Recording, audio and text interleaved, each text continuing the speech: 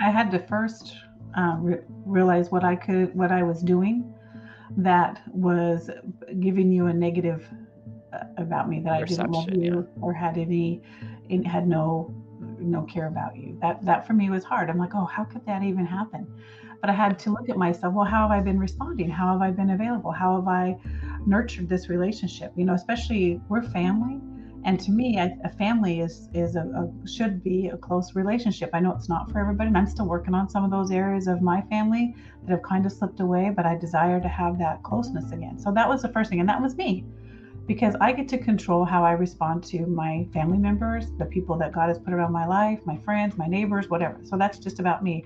I can't expect everyone else to change so that Right. I can like them or interact with them or whatever. So that was the first thing, was figuring out how I was putting off a vibe that was not approachable.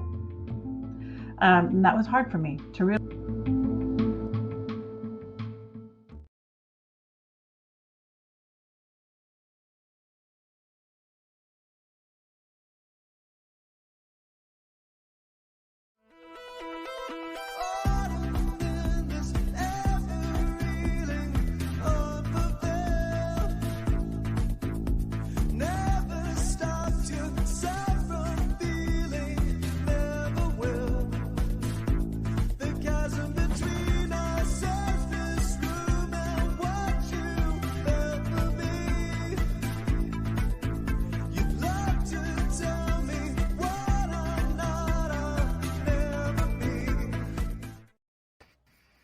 Good morning, everybody. It's Tina Frank from Arizona. I hate to tell you, no, I don't.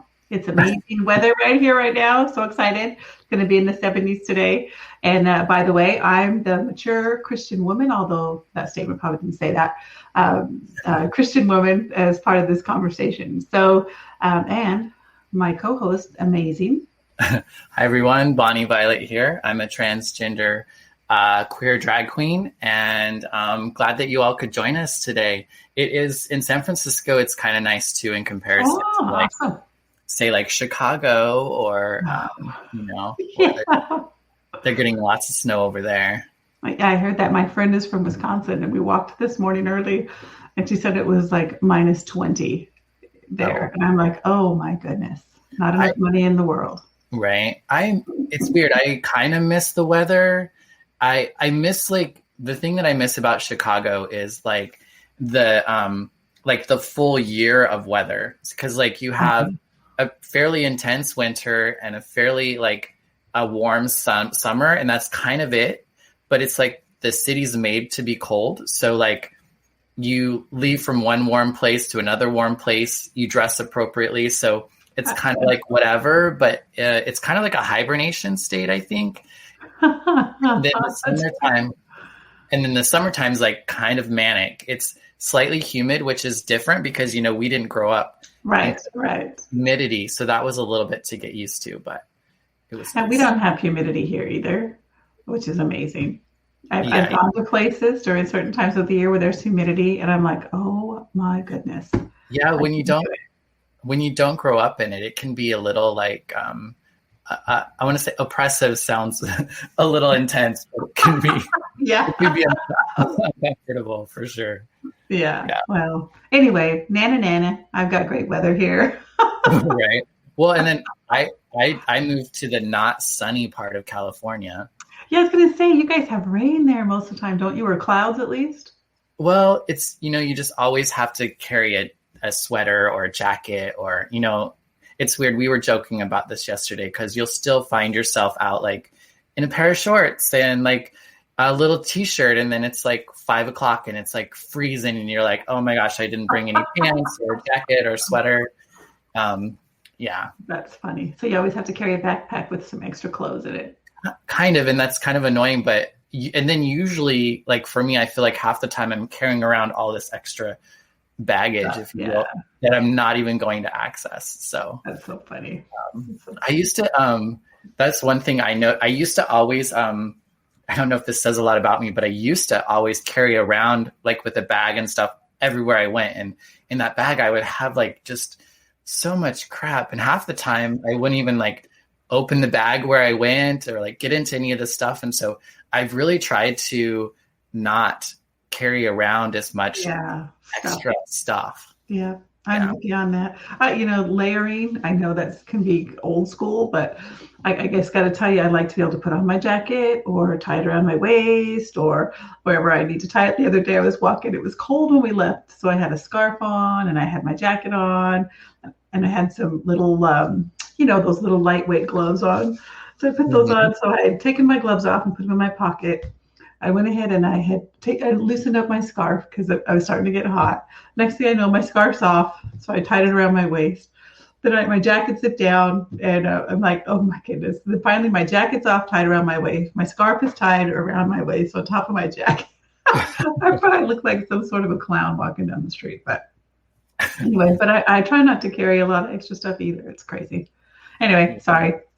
Yeah. That was a long na-na-na. Sorry. Right. Well, I feel like we could take that into a serious space because, I mean, I feel like that also could have a lot to do with, like, I don't know. I'm kind of like one of those people that, like, have you, like, if I, like, clean my room or, like, move the living room furniture around or do those sorts of things, it kind of, like, resets some things for me. So it's, like, it's really helpful. So I think by me choosing not to carry around a bunch of crap I don't need, I think it's kind of reflective of like letting go of some of the crap that I've carried around, whether it's emotional baggage or unhelpful, unuseful thoughts, perceptions, those sorts of things. Gotcha. That's a good analogy. Yeah. So I think it's helpful sometimes to have that the physicality in kind of like, I don't know if it programs the brain or I don't know if I'm just like special or whatever, but I tend to find it helpful. Yeah, I get that. I'm going through a purging of material things right now myself. So it's very, very freeing. And I love having a space for everything. So it's a progress. It's work in progress. I'm not there yet, but we're definitely making big strides toward that. Right. So, hey, I saw you on a show this weekend. Tell us a little about that. It was awesome, by the way. Oh, thank you. I had the opportunity of producing or co-producing a show with my sister, my girlfriend. I don't know. We're really close friends. And Linda Summers, and she was hosting a fundraiser for Larkin Youth Services, which is a youth program here in San Francisco that helps homeless and unstably housed young people and kind of getting, just getting into like employment and education and those sorts of things. And Linda went through the program. So it's great that she's kind of at a place now where she can raise money for an organization that was so helpful to her. Yeah. And it was my first time kind of producing a show.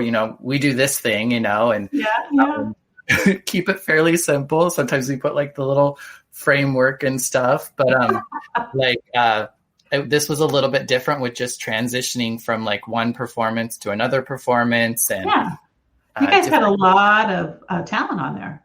I didn't get the whole thing because I kind of got logged in a little late. What do you think of the show?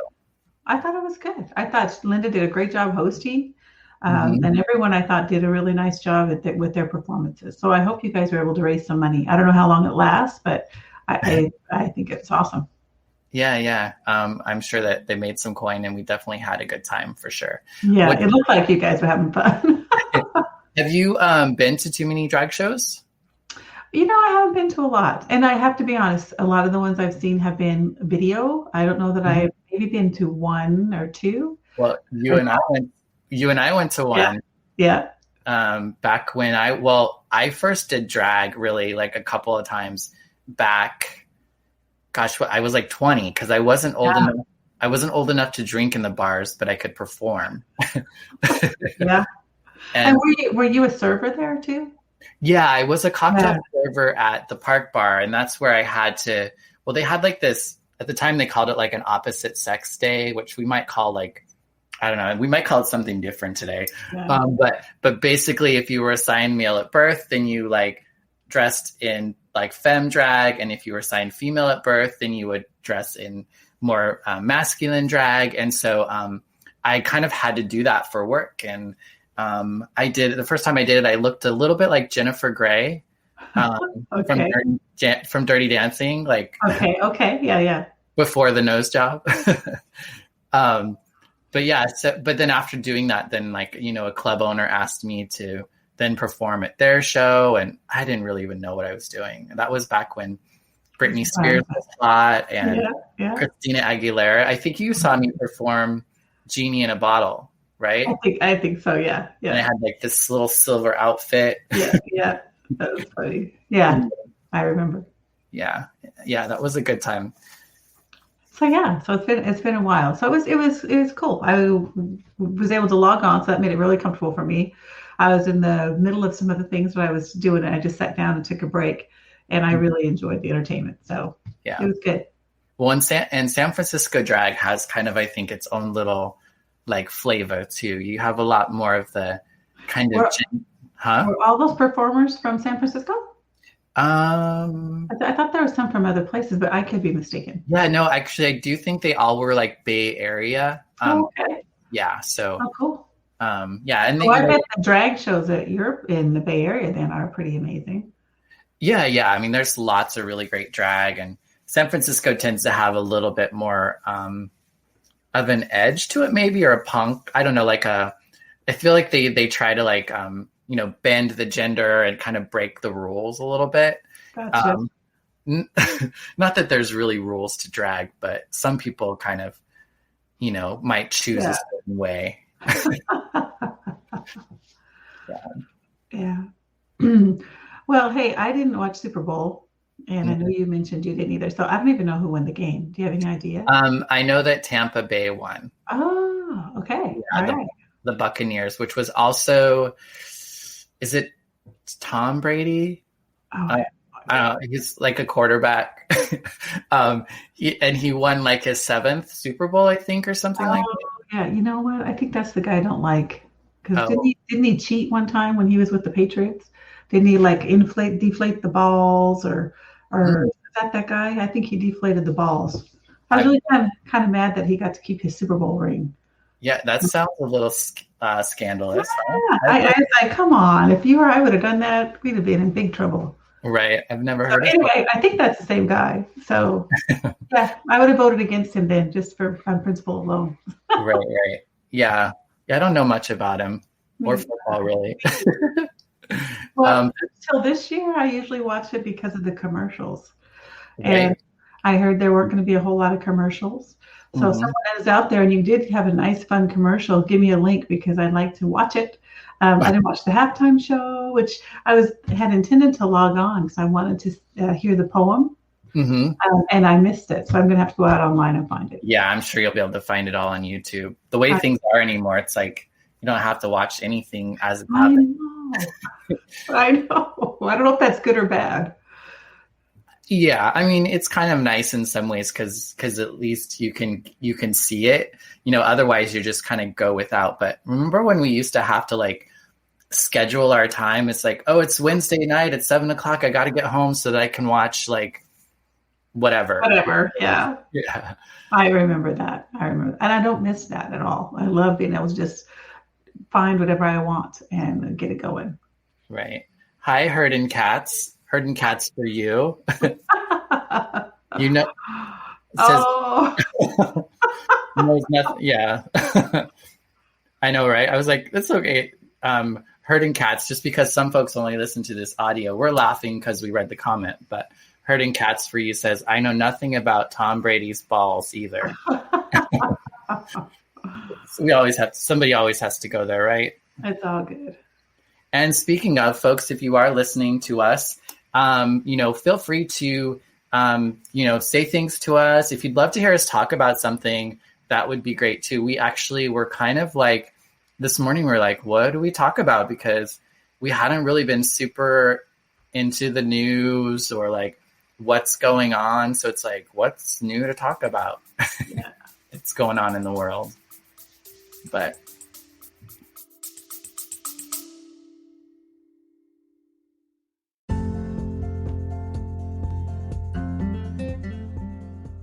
Hey y'all, it's me again, Bonnie Violet. I just wanted to take a second and thank my Patreon members. Patreon members are folks who contribute on a monthly basis anywhere from $3 to $150 a month to support the work of a queer chaplain. Big shout out to Victoria Thompson, Jason Brandt, Brandon Stanton, Kim Silva, Brandy McCarg, Randy Sandknott, Bob Kaiser, Joey Heckmeister, Violet Rhiannon, Gabriel, Jonathan, Petrick, and Todd Atkins Whitley. Thank you so much for your continued contributions. And if you're interested in joining the Patreon, just check the link in the description. Go to patreon.com/Bonnie Violet. Thanks so much. Bye-bye.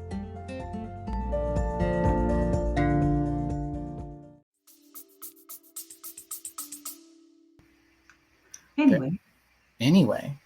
I did have a glitch come across my phone, or not a glitch, but a little news thing. Something about all of the executive orders that are being signed right now. So I haven't done a whole lot of looking into that, but I'm like, wait a second, is there a process that needs to be taken here? So I'm assuming the first ones are all the ones that he's redoing of Trump's, which makes sense. Most presidents do that. Yeah. But I'm understanding there's some new ones now that they're just signing, and there's not been a whole lot of conversation. I heard it was, so I don't know. I don't know if it's a topic people want to talk about, or right. It is definitely it is kind of common for presidents to do that, like right away, is to have some of those executive orders. But Tracy says hello. Hi, Tina and Bonnie. Hi, Tracy. Hey, Tracy. Tracy just built this amazing, I don't know what she called it. She had a fancy word. It's a place for all her kittens and her cats.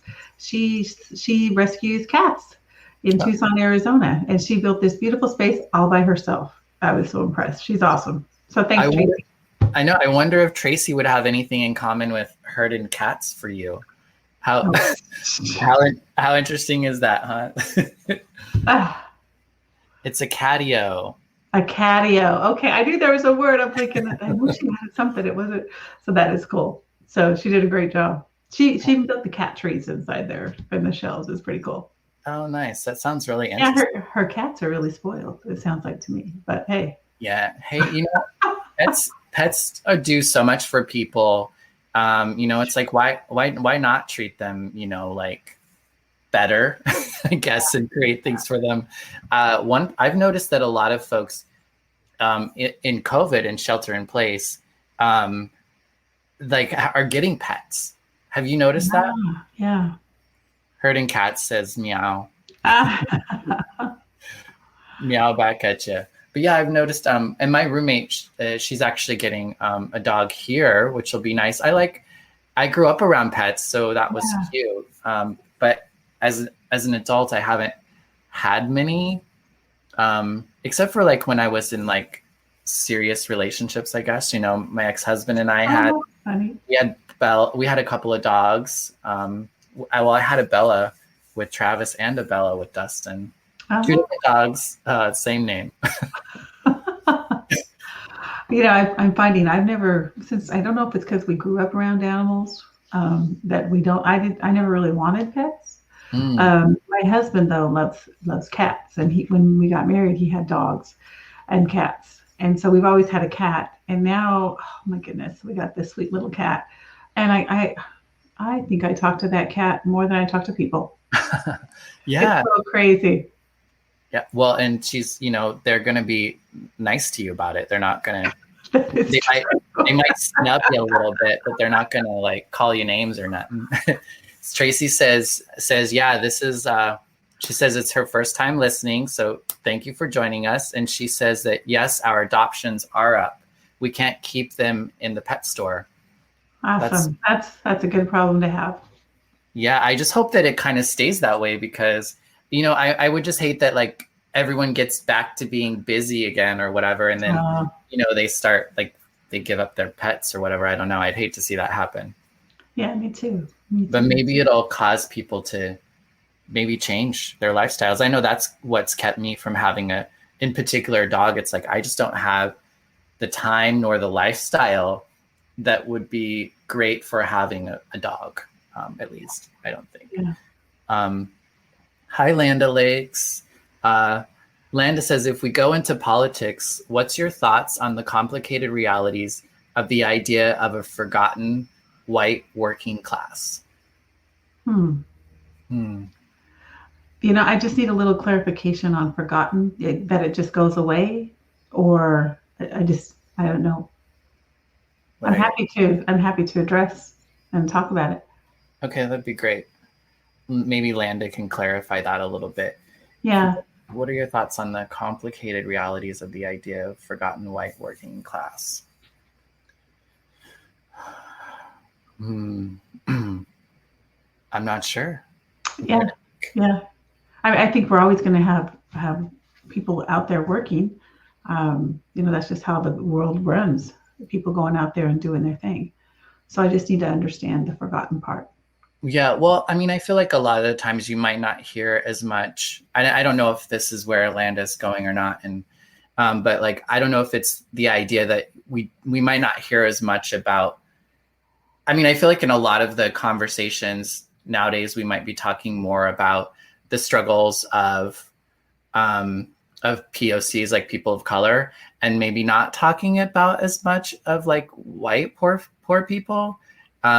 That's what kind of comes to thought, but I'm not so sure that's what we're talking about. But I know, I mean, that feels relevant to me because I know, like, for a long time, I used to think, like, I mean, because we grew up poor, we didn't have access, like getting education, there's like a lot of just different experiences that we had growing up poor.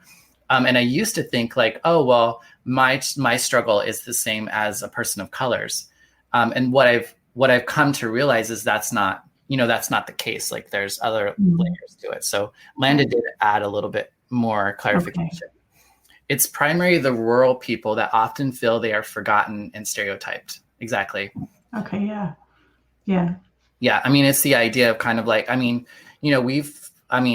I've I've said this and it's not in a way, but I mean, I feel like people who are not us, who are not me, would probably look at the way that I grew up and probably label us as white trash, which I don't like that term, but I feel like that's kind of what we're speaking of, is that stereotype that rural folks are dumb or ignorant, that they, I don't know.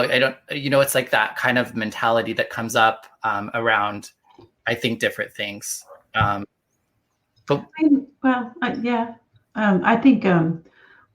I think a lot of the stereotypes come from what we see coming out of, I don't want to pick on Hollywood, but when you watch a movie, when you see a rural person or a farmer, a stereotype comes into your mind. When you see a plumber exemplified, you have a certain idea of what that plumbers look like, and they usually have a plumber's crack.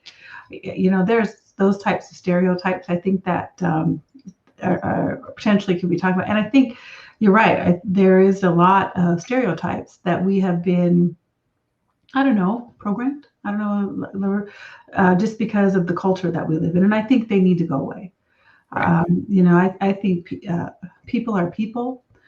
Like I've said in the past, we're all created for a reason. Mm-hmm. And no reason is better than the other. And so we just need to learn to work together and be able to allow people to be who they are and to pursue those things that are important to them. It's not my job to tell you what to do. It's not your job to tell me what to do. It's your job to come alongside me and encourage me. And when you're asked your opinion, to be honest with me. Because I'm a woman of faith, as I interact with you, if I see things that I think may be a hindrance for you, if I feel like I need to, I'll share with you at a point. But my main role is to pray for you and to continue to come alongside you and allow you to make the decisions that you need to make for yourself. I don't no matter what, if you have a plumber's crack or not. So, so I don't know. I don't like stereotypes. And this whole last year and a half has been about stereotypes coming to the surface. And you know what? Believe me or don't believe me. My family right now, I mean, I've been out of of Idaho for a number of years. My family, personal family, is the color of the rainbow. We love each other. We hang out together. We're all doing life together. And some of these things that are coming about, I'm just like, oh, I don't understand for a whole lot of different reasons, I guess. So yeah, I don't like those stereotypes. I don't like white working class. What is it? What POC? I don't think people are people. I'm tired of all that stuff. But yeah, well, but there's like some truth in the fact that I think that's part of it is kind of visibility, right? And then what it is that people see or are shown about a group of people that becomes problematic. You know, when we're only showing one narrative for one person's experience, whether it's based on their skin color, their gender, where they grew up, how much money they have, they don't have. I mean, that's the problem with having just one narrative. Now, there are common characteristics often, maybe, or experiences within certain groups, because we do live in a society and a world that does treat people differently because of those things. You know, like because there's old ways of living, there's, you know, that thinking or whatever. And so I think that's just the reality of it, but you don't necessarily hear as much about like rural folks. I remember when I was watching the 2016 election with Trump, and I was really excited. Like, I wasn't excited about Trump like doing well. That's just my personal opinion. However, I was really excited to see that rural folks seem to matter. Like, their votes seem to be reflecting and mattering in a way that was impacting the election, which, you know, I never grew up voting, doing that sort of thing. My family was like, who cares? Like, nobody cares about us. You know, that was kind of the mentality. Like, I get what you mean. What's the power we have voting, say, for a president in like a small town in Idaho? So for me, it was exciting to see that folks who maybe weren't counted or didn't seem to matter or be seen are starting now to be seen, and not only seen, but also kind of like, I don't know, like focused on. Tracy has a comment here. It's fairly long. Tracy says, here's a question for you to explore since you're looking for how do you think social media plays a role in your faith. I'm thinking about the song Truth Be Told by Matthew West. He specifically has a line in the song. There's a sign on the door says, come as you are, but I doubt it, because if we lived like it was true, every Sunday morning pew would be crowded. But didn't you say the church should look more like a hospital, a safe place for the sick, the sinner, and the scarred? And I think it ends there. We have to look to the side here. Is there? Let me see. The sinner. Oh, and that's all I got. So that's just where it ends. That's do you have a response to that? Sure. I think that's the desire of the church's heart. I'm just not sure that that's the response that we get, and not because of the people inside the church. Because we got to remember, we're all there. We're all broken. None of us are perfect. And when we gather together and everyone's opinions come together, that's where people feel like they can't come in. You know, you've shared in the past that you stepped away because of what you knew as the foundation of Christianity. You know, and lots of people have that idea. Right. You know, and lots of people think they have to dress a certain way to walk into a building. You don't. You know, lots of people think, now that's not to say that there's not some snarky person in there that's going to be a jerk to you. Right. Because we're all people, and you're going to have snarky, jerky people everywhere, no matter where they're from.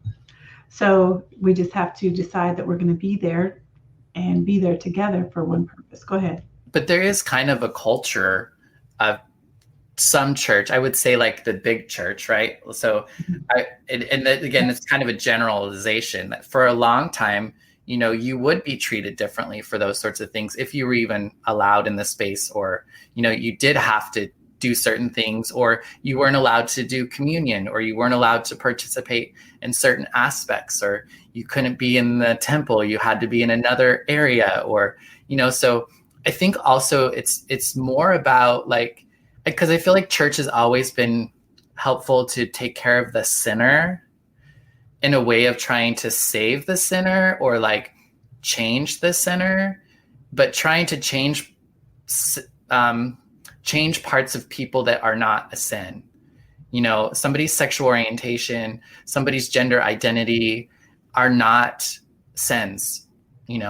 What we do with those things, I believe we can experience sinful behaviors related to those things, but sometimes that's often kind of askew because of a lot of other things. But basically, to me, my understanding of sin is anything that takes me away from God, anything that pulls my attention, that pulls my spirit, that I get too caught up in to where God gets lost in that. And so, yeah, there's been times when I feel like sometimes we're forced to get like stuck in our identities, especially say like if you're queer, like you're stuck being queer and you're not allowed to be religious because there's some sort of conflict. And that's maybe not the reality, but that's kind of like how it's been. And so, there are churches and there are spaces where people are being better about that, and they're not trying to help those people. They're realizing that those people are us, like they're part of us. And I think that you provide a service and you talk to people differently when you realize that they're of you and not outside of you. Does that make sense? Mm-hmm. Mm-hmm.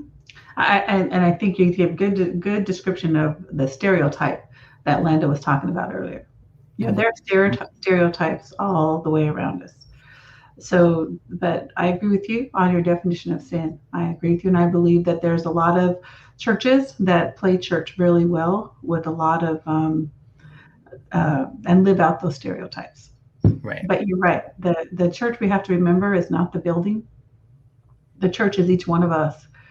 And so how I interact with people, how you interact with people is the church.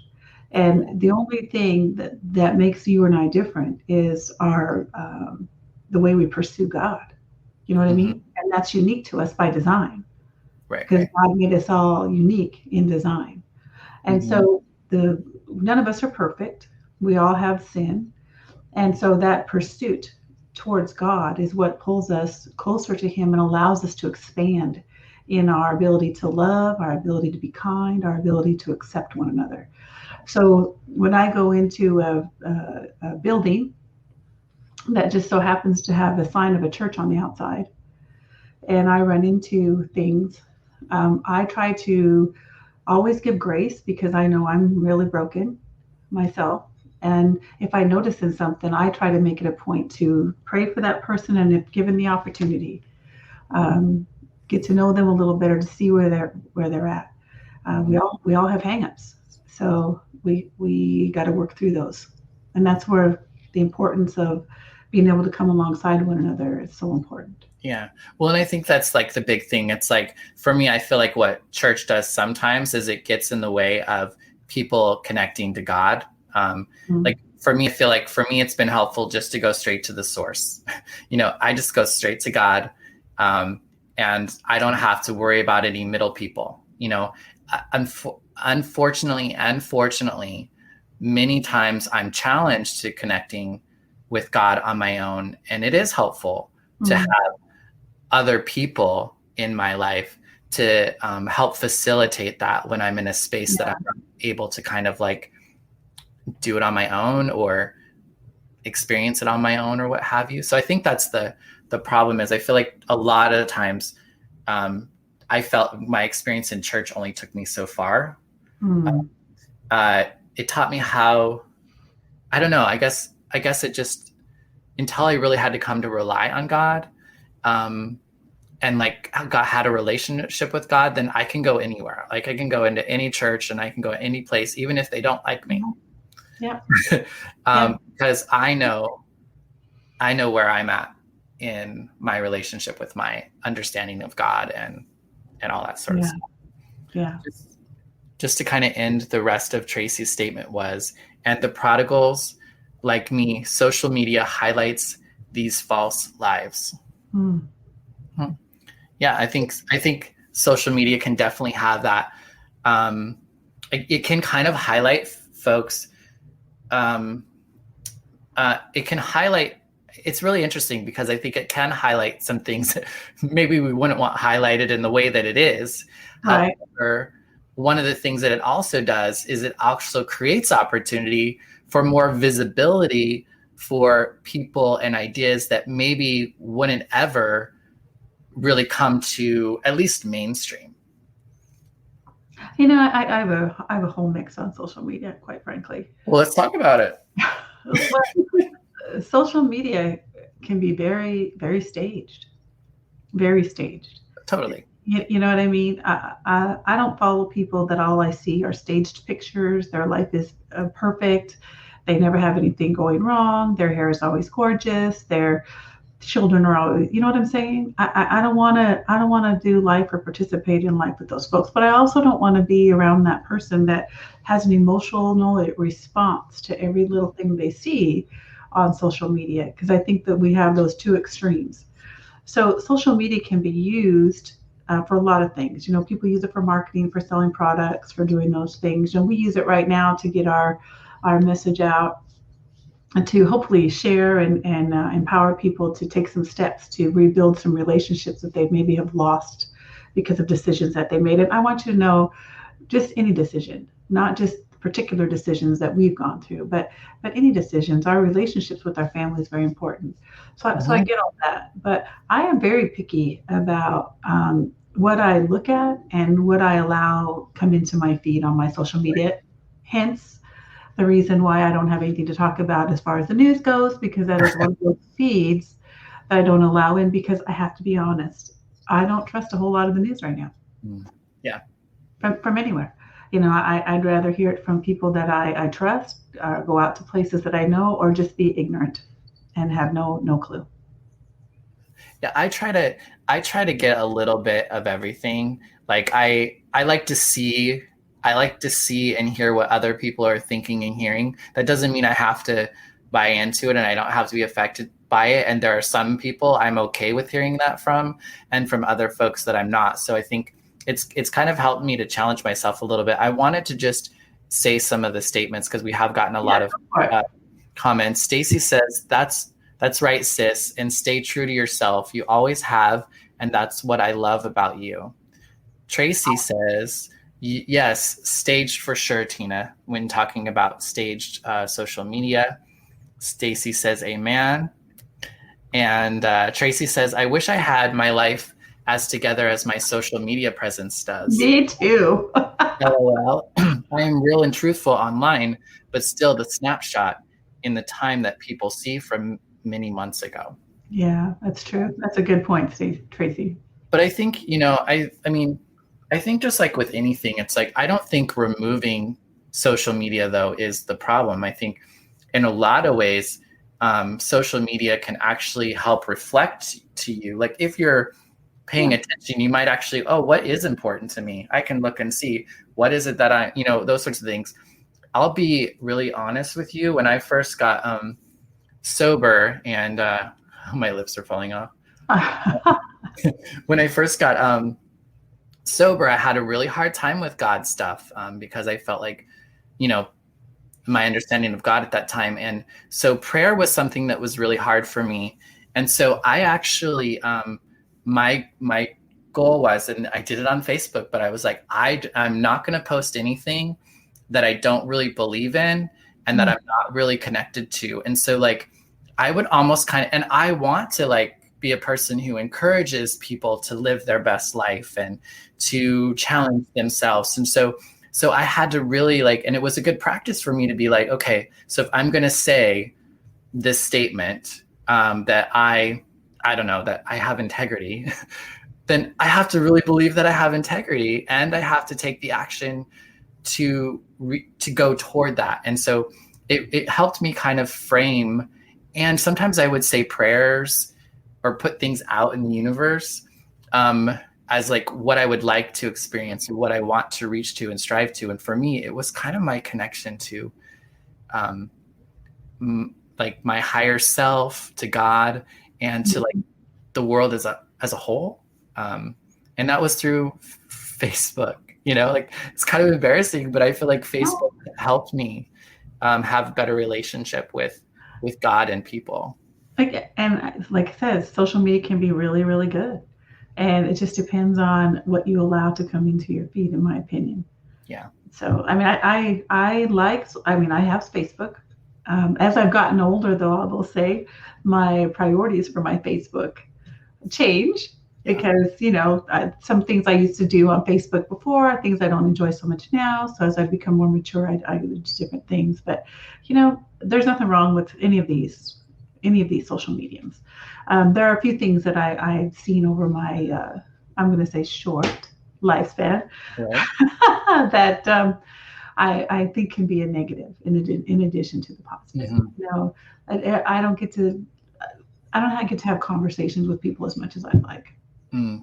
I text message. I get that, and I'll text message you. I'm just as bad as everyone else. I'd rather text message sometime than call but I miss sometimes hearing people's voices. Mm-hmm. and maybe it's heightened, but even before we went into all this pandemic shutdown stuff, that was something that I missed. I feel like there's a definite need for that. So I think social media takes away from that. It grieves my spirit when I see my family sitting around the table when we get together and they're texting one another or having another conversation in lieu of the conversation that sits in front of them. So for me, social media it's great. It's got a lot of great uses. I think we just all have to balance it and manage it in our lives. And like you said, not get too involved in some of the things that we don't think are healthy. Yeah. And it says something when people take cleanses or like, they're like, I need to take some time away from social media. It definitely tells you that it can have a potentially toxic impact on you, just like alcohol could, or a bad relationship, or how many other things are toxic to us, right? Absolutely. Stacy says, tell it like it is, Tina. And also, I agree, Tina. Facebook can give you a voice. I'm very careful about what I take from it. Yeah, me too. Yep. And and again, that's kind of like our power. We get to curate that to some degree if we choose to. Right. That's exactly right. Yeah, it is such an interesting thing because I remember, now sometimes I will get serious medical issue information, or I'll hear somebody died from Facebook. Oh, okay. Yeah. So I used to get upset with that. And then I just had to learn that that's just the way that it is for some people. And I also understand the inclination to, because when you have something like that going on, it can be so overwhelming. Oh yeah. To tell that over and over and over and over and over and over. So I think if I had an opportunity just to be like, say it once and be done. Forward to everyone, I could see the inclination of doing that as well. That is a good thing about Facebook. Now, I have a friend who is struggling with cancer right now. Mm-hmm. She actually set up a private group so it doesn't go out to the universe, to everybody in the universe. And so she gives us updates on there, and I really appreciate that. Mm-hmm. One, we don't want to all be calling and bugging. And then, like you just said, she only has to say it once, or her husband can log on there and say, or whatever. And we can all encourage her there without her having to answer her phone all day long. So there's some positives in that. So yeah. Mm-hmm. Yeah. Yeah. But I wouldn't want to get a message that someone dear to me see it for the first time on Facebook was in a car accident or was passed away or whatever. Like, you need to call me. Yeah. Just saying, you need to call me with that. I don't care. I'll help you make calls after that, but you need to call me. Right. That would not be okay with me. Yeah. Anyway, so thank you guys for engaging with us about these topics. It makes our conversation more interesting. We always have a good time when we talk, but it's definitely more interesting when we can engage with you guys as well. Yeah, it's nice to have like the prompts and also like to be able to have some interaction. So oh yeah, it's really nice. Thanks for joining us today and also interacting. And thank you even for folks. I know some folks are, you're at work, you're doing whatever, and so but you're still listening to us, because I've had people tell me that. So thank you for being here. And for folks who are listening to us on a podcast, thank you as well. If you want to watch this and other episodes, I figure I'll put this in right now because we didn't say it. I was going to say, wow, are we in commercial mode right now? Anyway, I know. Right? Well, we're like, because this is our second. This is our second. What's that? We just kind of wing it anyway. So go ahead. I know, right? Well, this if this is folks' first time and they're curious about other episodes, they can find it on our podcast as well as on YouTube or on Facebook. So this is our second season. So we have 12, technically 13 episodes prior to this one. So we're definitely, we're just kind of, I don't know, filling it out, I guess, right? Yeah. This season's definitely a little different than last season. Yeah. Well, we like, I think that's the stuff. Like we just are now in relationship with each other. I think before we were telling people, how we got to this point, what had happened, and how we kind of got back together. And I think now we're just maybe trying to model what it looks like to be in a relationship with somebody who might seem very different than yourself. Yeah, Tracy said, I enjoyed the show. Thanks so much for sharing. Tracy also says, Miss Bonnie, do you do any makeup videos? I said that to her already today. I stated that she needed to do a makeup tutorial. I feel like I'm not there yet. Like, I think it would be cool to do like a lip on my lips, because I feel like I've gotten the lips figured out, because I glue, for folks who are just listening, I have glued on individually stones onto my lips, so they look really rad, and it's kind of become my signature that I did once a while back. And so it takes a little bit of time, but I think it's worth it for the look. But I've only been really wearing makeup, like makeup, like less than a year, because I started doing drag about 3 years ago. But at that time I was a bearded queen.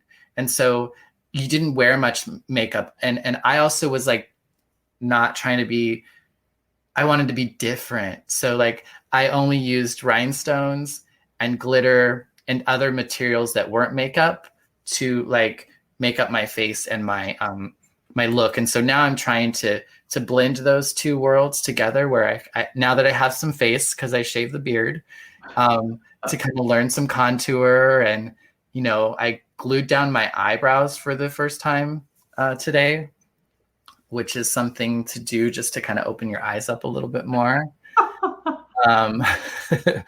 But yeah, Herding Cats for You says, great listening, interesting program and discussion. Glad you could join us. Thanks so much. As Stacy says, Bonnie, I'm so proud of you. I talked to the Pride about your platform. Please contact Pride so they can tune in. I will do that. I'll definitely get you the information. I'd love to have more folks be participating. Tracy says, wow, that might be a little too much effort for me. I love to do a video shoot with an epic look. Well, yeah, that can be a fun, just to like take some time and, spend some extra time on a look. It's like, I think it's just like with anything, once you like done something a few times, you just kind of get like better at it. It's like your brain just kind of like I can put my lips together like this pretty quick now. Stacy says, and you are different. That's the T. That is the truth. I am different. And it's worth celebrating, and all of our differences, right? Yeah. Oh, now this really means a lot when Angel, Linda Summers, says that your brows look great. They look great, because she's actually been really helpful for me when I'm feeling willing to hear how I could do better. she's a great person that I can talk to kind of help me, That's awesome. refine my looks a little bit, while also trying to keep to me. Stacy says learning makeup is playing with it. Yes. Yeah, definitely. I think that's, if anybody is looking to use makeup and that sort of thing, yeah, playing is a lot of fun. Can I just say, I've tried to do some makeup tutorials. It never turns out the way it's supposed to. I don't know if I just don't know. So it's funny. So you're right. You have to kind of, okay, use this as a guide. Here's what I have. Now, how do I play with it and make it work for me? Yeah. Well, and I think just like anything, when you can get to the point where you can just show up and do something, that like when you're not in your head trying to like figure things out or whatever, like it's just so much fun no matter what you do, whether you're playing a sport, whether you're singing, whether you're doing a podcast. Now, I just need to say, you and my daughter Chantel are the only ones that I found that can pull off that green and blue lipstick. You had blue lipstick on in one of your other, was it last week on our episode, or was it in one of your other shows? Anyway, I'm like, they're the only ones. I actually I tried it in one of the stores. I'm like, oh no, can't do that. Yeah. Well, I painted blue eyeshadow down on my lips for the blue, and then I used green stones on top of that. And then I used a green glitter in between the stones so that there's no glue that isn't sticky, so my lips don't stick together. Oh, that's so crazy. See, that seems like that's hard to me. I just opened up the tube, done. Right. Tracy says, Tina, you can do nailed it makeup tutorials with me. There you go. That could be fun. It's a date. Together. Let's do it. Whether you guys can do that together or you like get on the computer and do it side by side, I don't know. It'll be fun. Either way, it'll be fun. Definitely. Stacy says, Linda, you have a beautiful face. We can help you 100. Did I get that right? Linda does have a beautiful face. She is gorgeous. Yes, says Stacy. So we have about 10 more minutes left of our show. Is there anything that you would want to bring up, Tina? Oh, sure. Pass it on to me. Well, I'm not offended. No, yeah. I'm just kidding. I don't have anything at the front of my mind. I could put you more on the spot. Oh. So what if we talk about your little project that you're thinking about? Oh. What would you like to say to talk about that? And maybe people would have an idea on what you should name it, or maybe that's not a bad idea because I don't know what to name it. Or they could encourage you. Hi. Now see what you've done? Now I don't even know what to say. So, all right. So you didn't ask me a question there, so I really don't have to say anything, right? You don't? I mean, I could say, share your tea. I could speak it for you, but no, I'm just kidding. So I've been contemplating going out and doing some, I don't know, what do you call it, public speaking, or making my thoughts available out online. I've done just a tiny bit of that already, to see. I don't know how it's perceived. I love reading and studying the Word of God. And so my thought has been to maybe I should share some of the things that I've learned, some of the things I've experienced, and just see if it's something of use to the people around me by sharing it on a social media platform, actually. Yeah. So, but I don't know what to call it. So that would be something. If I'm going to log on, I feel like I have to have a name for it so that I can reference it. So I don't know what to call it. And I don't know if I should do it on a live platform, if I should pre-record it and fine-tune it. So those are some things I'm pondering right now as I plan to take a step of faith, actually, or what they call a leap of faith. Yeah. I guess, well, and it's kind of like makeup. You just got to play with it. Okay. I feel like I need some outside critique, though. Well, makeup's just about what I like and what makes me feel amazing. I think this is something I need a little, you need to say this, you add this way. I don't know. I don't know. A lot of successful people, you hear, they did them. Like you do, like it's do what you love and what you like over and over and over. Like, and I think people are drawn to that. And at the end of the day, if you don't love what you do, then why be doing it? Right.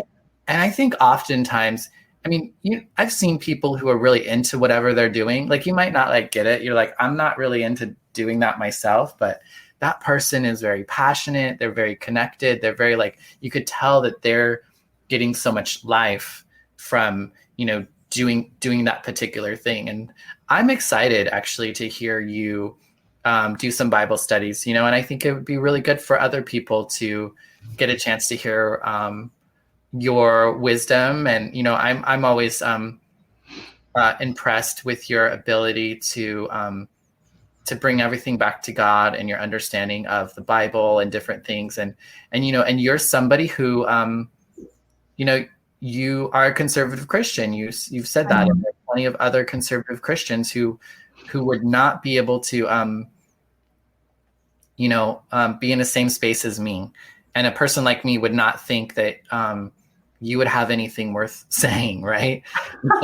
So I feel like the idea that, like even as you and I having this relationship, like I would love for I think it would be really healing for like people like myself who have been harmed by church at times to hear somebody speak in a life affirming way.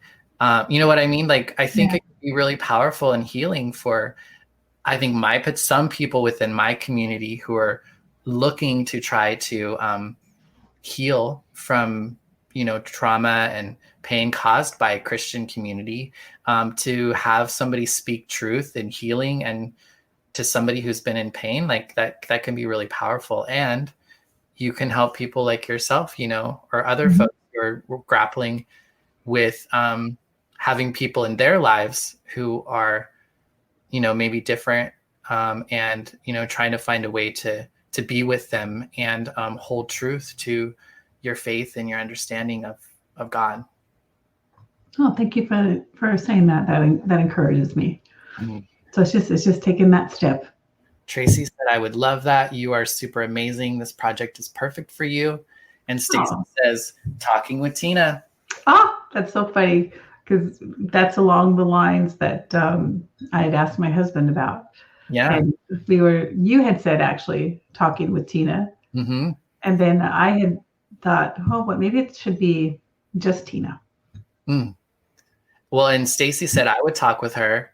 Well, that's awesome. Thank you, Stacy. Talking with Tina. I like talking with Tina. I know one of the things that you wanted to do, though, is you also wanted your message to be like not church or not like a sermon and not like corporate, but just something that's more casual. I don't know if casual is the best way, but more intimate, maybe.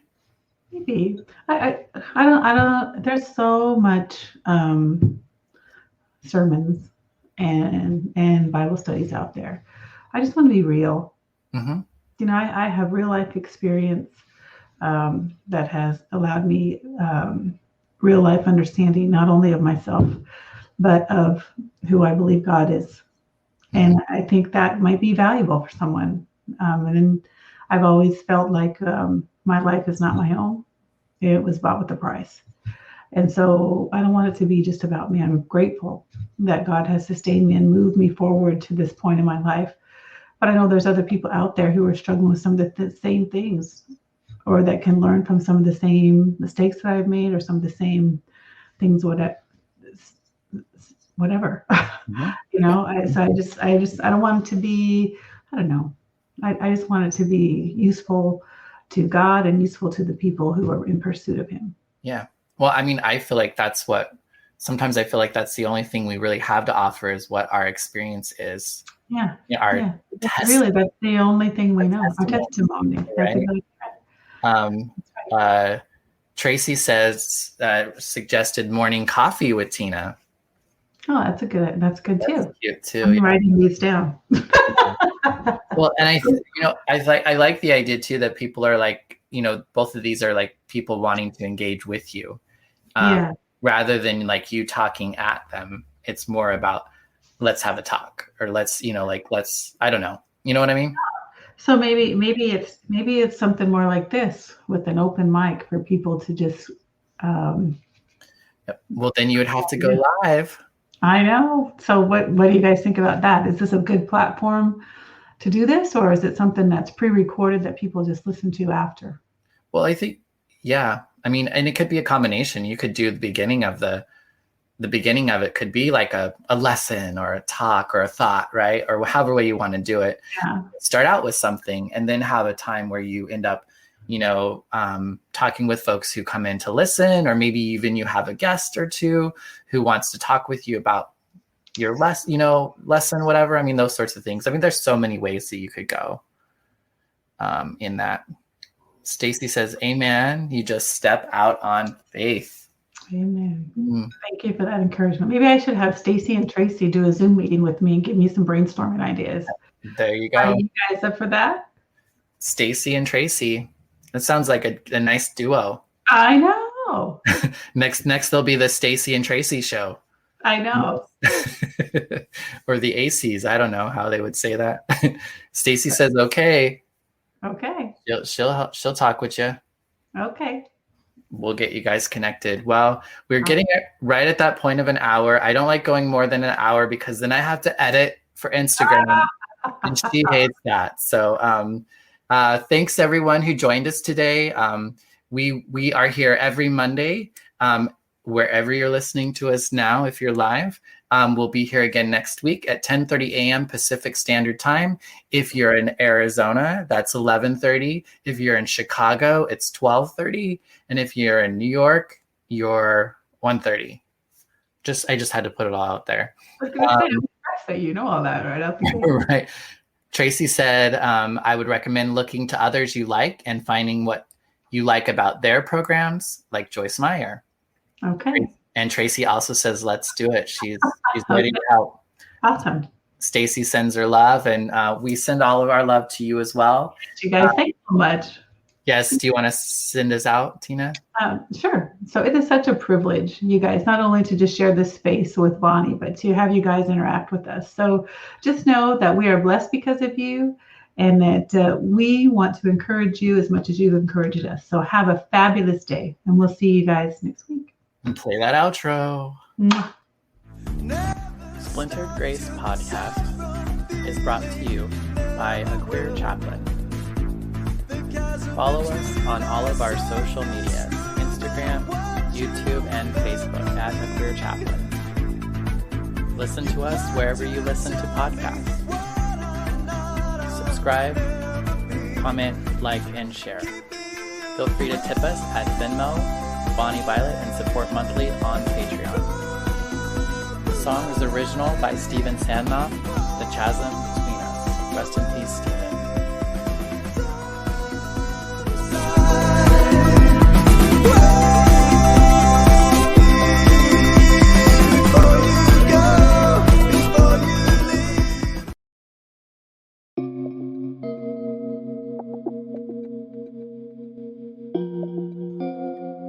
Hey, how's it going? Bonnie Violet here. I'm a trans femme, genderqueer, spiritual drag artist, and digital chaplain. And in case you didn't know, I could really use your support.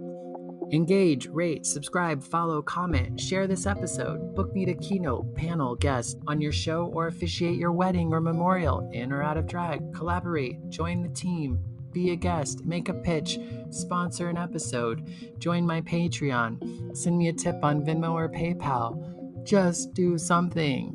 Thank you so much for your continued support. Check out the links in the description.